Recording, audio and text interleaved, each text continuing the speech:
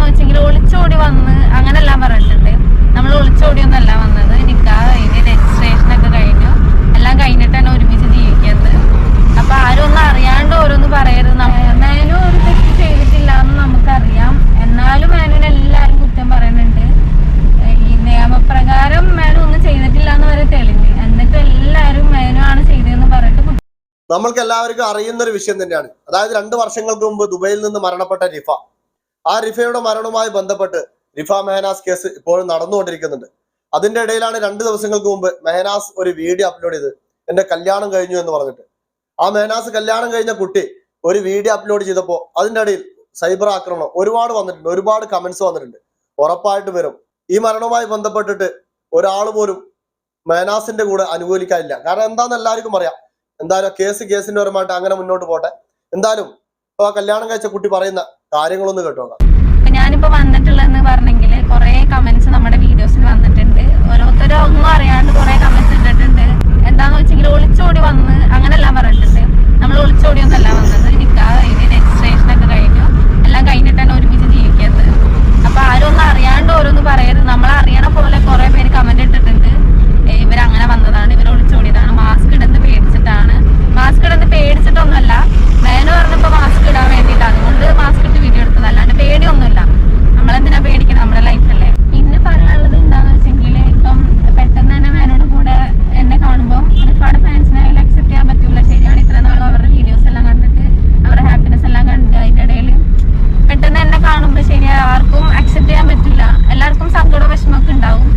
പിന്നെ എനിക്ക് കുട്ടിയോട് ചോദിക്കാനുള്ളത്, എന്തടിസ്ഥാനത്തിന്റെ മുകളിലാണ് മെഹനാസ് നിരപരാധി എന്ന് പറയാൻ കാരണം? ഇവിടെ പറയുന്നുണ്ടല്ലോ, എല്ലാവരും മെഹനാസിനെ കുറ്റം പറയുന്നുണ്ട്. അവനൊരു തെറ്റും ചെയ്തിട്ടില്ല, നിരപരാധിയാണെന്ന് അറിയാം, പിന്നെ എന്തിനാണ് ഇങ്ങനെയൊക്കെ പറയുന്നത്? അത് എന്താ പറയാ, കോടതി തീരുമാനിക്കട്ടെ. അതിന്റെ കേസും കാര്യങ്ങളുമായിട്ട് മുന്നോട്ട് പോയിട്ട് അവര് തീരുമാനിക്കട്ടെ നിരപരാധിയാണോ അല്ലയോ എന്ന്. അതെല്ലാവർക്കും അറിയുന്ന കാര്യങ്ങളാണ്. അതൊക്കെ കഴിഞ്ഞ് വരുമ്പോൾ 1-2 വർഷമൊക്കെ കഴിയും, കേസുമായിട്ട് മുന്നോട്ട് പോകുന്നുണ്ട്. അതിന്റെ മുന്നേ ഇങ്ങനെയൊക്കെ പറയാൻ എന്ത് അധികാരമാണുള്ളത്, നിരപരാധി എന്നൊക്കെ? ഇവിടെ വേറൊരു കാര്യം പറഞ്ഞു, ഇതൊക്കെ കാണുമ്പോൾ എല്ലാവർക്കും സങ്കടങ്ങളൊക്കെ ഉണ്ടാവും. സങ്കടം ഉണ്ടാവും. അതായത് ഭാര്യയും ഭർത്താവും നല്ല രീതിയിൽ ജീവിച്ച് മുന്നോട്ട് പോകുന്ന സമയത്ത് ഇപ്പൊ ഭാര്യയ്ക്ക് ഒരു അസുഖം വന്ന് അല്ലെങ്കിൽ ഒരു അപകടം സംഭവിച്ചു, നമ്മൾ മനസ്സിൽ വിചാരിക്കാത്ത രീതിയിൽ അങ്ങനെയൊക്കെ മരണപ്പെട്ടു. അപ്പൊ നമുക്കൊക്കെ ഒരു സങ്കടങ്ങൾ ഉണ്ടാവും. കാരണം അവരൊരു ജീവിതത്തിന് മുന്നോട്ട് പോകണം, മക്കളുണ്ട്. ആ രീതിയിലൊക്കെ വേറൊരു കല്യാണം കഴിക്കുമ്പോൾ നമ്മളെല്ലാവരും കാണും, നമ്മളും സപ്പോർട്ട് ചെയ്യും. കാരണം അവരുടെ ജീവിതം നല്ല രീതിയിൽ മുന്നോട്ട് പോകണം. ആദ്യത്തെ ഭാര്യ ഇങ്ങനെയാണല്ലോ മരണപ്പെട്ടതെന്നൊക്കെ. ഇവിടെ ഇതിന്റെ മുന്നേ റിഫയുടെ കുടുംബക്കാരെല്ലാരും പറയുന്നുണ്ട്, റിഫ അടക്കം പറയുന്നുണ്ട്, വളരെ ക്രൂരമായി മർദ്ദിച്ചു മെഹനാസ്. വളരെ കഷ്ടപ്പെട്ടിട്ടാണ് മെഹനാസിന്റെ കൂടെ മുന്നോട്ട് പോയത്. എന്തായാലും ഇവര് പറയുന്ന ബാക്കി കാര്യങ്ങളോട് ഒന്ന് കേട്ടു നോക്കാം. നോക്കേണ്ട കാര്യമില്ല, നമ്മൾ നമ്മുടെ ലൈഫ് നോക്കിയാൽ മതി, ഹാപ്പി ആയിട്ട് ജീവിച്ചാൽ മതി. നമ്മൾ ഹാപ്പി ആയിട്ട് ജീവിച്ചു. പിന്നെ മേനു ഒരു തെറ്റ് ചെയ്തിട്ടില്ല എന്ന് നമുക്കറിയാം, എന്നാലും മേനുവിനെ എല്ലാവരും കുറ്റം പറയുന്നുണ്ട്. ഈ നിയമപ്രകാരം മേനു ഒന്നും ചെയ്തിട്ടില്ല എന്ന് വരെ തെളിവ്, എന്നിട്ട് എല്ലാവരും മേനു ആണ് ചെയ്തതെന്ന് പറഞ്ഞിട്ട് കുറ്റം പറയുന്നുണ്ട്. മനസ്സിലാവില്ല. അതാ, നമുക്ക് നമ്മുടെ ഫീലിങ്സ് നമുക്ക് മാത്രം മനസ്സിലാവും. മറ്റുള്ളവർ പറഞ്ഞുണ്ടാക്കുന്ന അവരവരെ കൾച്ചർ, അതിപ്പം സത്യം എന്തെന്ന് അറിയാതെ പറയുന്ന ഒരുപാട് ആൾക്കാരുണ്ട്. അപ്പൊ അതൊന്നും നമ്മൾ നോക്കേണ്ട ആവശ്യമില്ല, ഞാൻ നോക്കുന്നില്ല. കാരണം തെറ്റ് ചെയ്തിട്ടില്ല എന്നുള്ള ഒരു കോൺഫിഡൻസ് ഉറപ്പും ഉണ്ടായതുകൊണ്ട് തന്നെ നല്ല. കാരണം ഞാൻ എന്താ പറയാ, എന്റെ ഭാഗത്തൊരു ഫോൾട്ട് ഇല്ല എന്നുള്ള 100% എനിക്ക് ഉറപ്പ്. മെഹനാസ് പറയുന്ന കാര്യം, ഞാനൊരു തെറ്റും ചെയ്തില്ല, 100% ഉറപ്പാണ്. അത്രയും ഉറപ്പുണ്ട്. മറ്റുള്ളവർ എന്തും വിളിച്ചു പറയും, അത് അവരുടെ കൾച്ചറാണെന്നൊക്കെ. മറ്റുള്ളവരുടെ കൾച്ചർ അതവിടെ കേട്ടെ, മറ്റുള്ളവർ പറയുന്നതാണോ നീ ചെയ്യുന്നതാണോ ശരിയെന്ന് സ്വയം ഇരുന്നൊന്ന് ആലോചിക്കുക, എന്നിട്ട് മറ്റുള്ളവരെ കുറ്റം പറയുക. ഇവിടെ 1-ാം പ്രതി മെഹനാസ് ആണ്, എന്നിട്ടാണ് ഈ കാര്യങ്ങളൊക്കെ വിളിച്ചു പറയുന്നത്. പിന്നെ വേറൊരു കാര്യം പറയാനുള്ളത്, ഇതിന്റെ മുന്നേ അതായത് 2 വർഷങ്ങൾക്ക് മുമ്പേ ഒരു ഓഡിയോ ഉണ്ടായിരുന്നു റിഫ പറയുന്ന കാര്യങ്ങൾ. ആ കാര്യങ്ങൾ കേട്ട് ചില ആളുകളൊക്കെ കേട്ടിട്ടുണ്ടാവും, ചിലവർ കേട്ടിട്ടുണ്ടാവില്ല. എന്തായാലും ആ വോയിസ് ക്ലിപ്പ് കൂടെ കേൾപ്പിക്കാം. ആ റിഫ പറയുന്ന കാര്യങ്ങൾ, മെഹനാസ് നല്ലതാണോ, അവൊന്നും ചെയ്യാതെ വെറുതെ അവനെ കുറ്റം പറയുകയാണോ, എല്ലാം ഉപദ്രവിച്ചിട്ടുണ്ടോ എന്നൊക്കെ ഈ വീഡിയോയിൽ ഏകദേശം നിങ്ങൾക്ക് മനസ്സിലാവും. ഇത്രയൊക്കെ എന്റെ മനസ്സിൽ പോകുന്നില്ല. മെയിനായിട്ട് തല്ലുന്നതാണ് ഏറ്റവും വലിയ വിഷയം. മേധികം തല്ലിയിട്ടുണ്ടാവില്ലല്ലോ. ഈ വിരലിന്റെ ഈ കൂനില്ലേ, മറ്റേ നമ്മള് ഗുസ്തിയൊക്കെ കാണൂലേ, ഇത് തല്ലുന്നത്.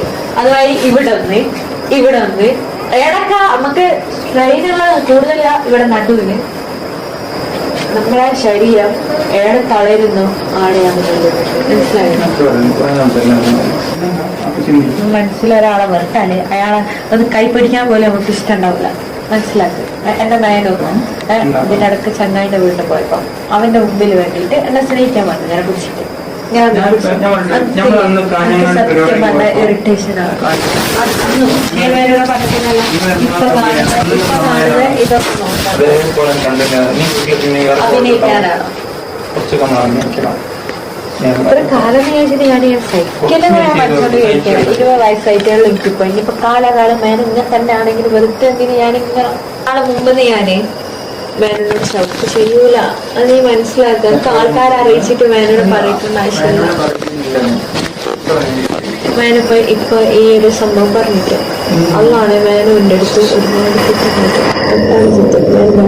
പലർക്കും പക്ഷെ ഞാനൊന്ന് പറഞ്ഞിട്ട ഇത്ര പോലും വലിയ വിഷയത്തിൽ അതന്നെയാണ്. 8ാം ക്ലാസ്സിന്റെ കുട്ടിയല്ല. അതുകൊണ്ട് എനിക്കിപ്പോ എന്റേതായ കോൺഫിഡൻസ് ഉണ്ടിടാ. ഞാൻ കുട്ടിക്ക് ജീവിക്കുന്നുള്ള കോൺഫിഡൻസ്. എന്തെങ്കിലും ഒരു ജോബ് ആക്കിയാൽ മതി. ആ ജോബിൽ കയറാൻ ജീവിക്കാൻ. എത്രയോ ആള് ഡിവോഴ്സ് ആയിട്ട് ജീവിക്കുന്നുണ്ടല്ലോ. ഈ സഫിയോട് എനിക്ക് ചോദിക്കാനുള്ളത്, ഈ മെഹനാസിന്റെ കേസുമായി ബന്ധപ്പെട്ടുള്ള എല്ലാ വീഡിയോകളൊക്കെ കണ്ടിട്ടുണ്ടോ? മെഹനാസിനെ പറ്റി പറയുന്ന കാര്യങ്ങളൊക്കെ കണ്ടിട്ടാണോ ഈ ന്യായീകരിക്കാൻ വരുന്നത്? കാരണം ഞങ്ങളെല്ലാവരും ആഗ്രഹിക്കുന്നത് ഇതുപോലുള്ള സംഭവങ്ങൾ ഇനി വരാതിരിക്കട്ടെ എന്നാണ്. അതുകൊണ്ടാണ് ഈ കാര്യങ്ങളൊക്കെ പറയുന്നത്. അല്ലാതെ സഫിയോട് വലിയ വൈരാഗ്യമോ ദേഷ്യം ഉണ്ടായിട്ടൊന്നല്ല. കാരണം ഈ കഴിഞ്ഞ സംഭവങ്ങൾ, ഈ റഫിയുടെ മരണം, അതുപോലെ ഉള്ള ഒരു സംഭവങ്ങൾ ഇനി ഉണ്ടാവാതിരിക്കട്ടെ എന്ന് ആലോചിച്ചിട്ടാണ് ഈ കാര്യങ്ങളൊക്കെ പറയുന്നത്. അല്ലാതെ നിങ്ങളോട് വൈരാഗ്യമായിട്ടോ വേറൊരു പ്രശ്നം കാര്യങ്ങളോ ഉണ്ടായിട്ടൊന്നല്ല. കാരണം ഈ മെഹനാസിന്റെ കാര്യങ്ങൾ ഏകദേശം എല്ലാവർക്കും അറിയുന്നുണ്ട്. അത് കേസുമായിട്ട് മുന്നോട്ട് പോകുന്നുണ്ട്. കേസും കാര്യങ്ങളൊക്കെ തെളിഞ്ഞു വരട്ടെ. അതിനു മുന്നേ നമുക്കൊന്നും പറയാൻ ഒരു അധികാരവുമില്ല. മെഹനാസ് കുറ്റക്കാരനാണെന്ന് പറയാൻ ഒരു അധികാരവുമില്ല. പക്ഷെ ഓരോ കാര്യങ്ങളും, ഓഡിയോ ക്ലിപ്പ് അല്ലാതെയൊക്കെ ഓരോ കാര്യങ്ങൾ കേൾക്കുമ്പോൾ നമ്മൾക്ക് തോന്നുന്ന കാര്യങ്ങളാണ് ഈ വിളിച്ചു പറയുന്നത്. അല്ലാതെ നിങ്ങളോട് വൈരാഗ്യ കാര്യങ്ങളും ഉണ്ടായിട്ടൊന്നല്ല. അതുകൊണ്ട് ഒന്നും കൂടെ ആലോചിച്ചിട്ട് മുന്നോട്ട് പോവുക.